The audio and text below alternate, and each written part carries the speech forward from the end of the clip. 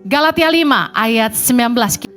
Perbuatan daging telah nyata, yaitu percabulan, kecemaran, hawa nafsu, penyembahan berhala, sihir, perseteruan, perselisihan, iri hati, amarah, kepentingan diri sendiri, percideraan, roh pemecah, kedengkian, kemabukan, pesta pora, dan sebagainya. Terhadap semuanya itu kuperingatkan kamu seperti yang telah kubuat dahulu, bahwa barang siapa melakukan hal-hal yang demikian, ia tidak akan mendapat bagian dalam kerajaan Allah. Ayat 22. Tetapi buah roh ialah kasih, sukacita, damai sejahtera, kesabaran, kemurahan, kebaikan, kesetiaan, kelemah lembutan, penguasaan diri. Tidak ada hukum yang menentang hal-hal itu. Yohanes 15 ayat 10-12. Jikalau kamu menuruti perintahku, kamu akan tinggal di dalam kasihku, seperti aku menuruti perintah Bapakku dan tinggal di dalam kasihnya. Semuanya itu kukatakan kepadamu supaya sukacitaku ada di dalam kamu dan sukacitamu menjadi penuh. Ayat 12. Inilah perintahku, supaya kamu saling mengasihi seperti aku telah mengasihi kamu. Lukas 6 ayat 27.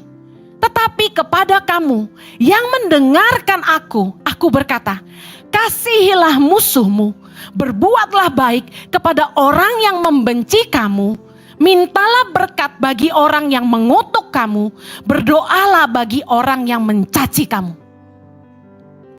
Orang yang suka memberi pasti bahagia. Kisah Rasul 20 ayat 35.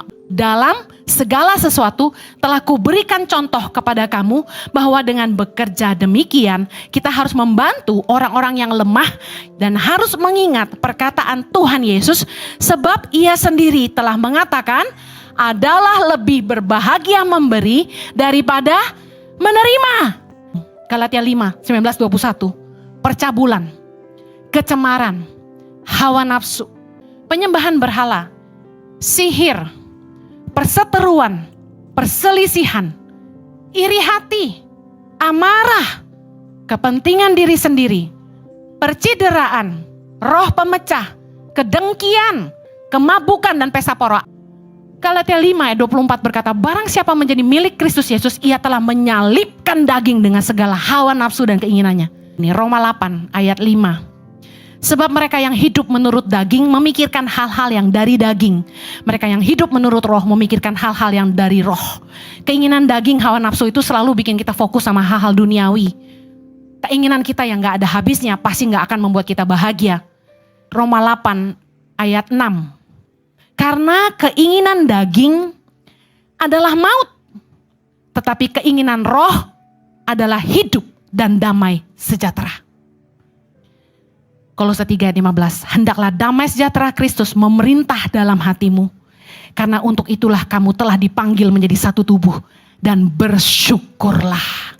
Yang mau penuh damai sejahtera dan sukacita, mari belajar bersyukur sama-sama. Haleluya, mari kita berdoa.